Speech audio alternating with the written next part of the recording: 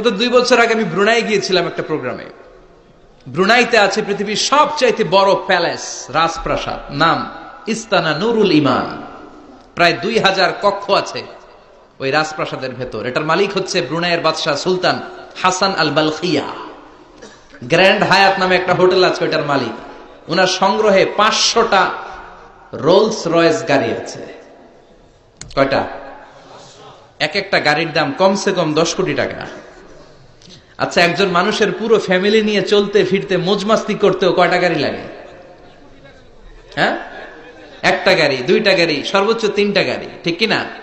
সে তার সংগ্রহে 500 Rolle's Royce গাড়ি রেখেছে। আর Lamborghini, Ferrari, Porsche, Maybach, Bugatti, Range Rover, Volkswagen, BMW, Mini Cooper, Mercedes Benz, এই ব্র্যান্ডের গাড়ির কোনো অভাব নাই।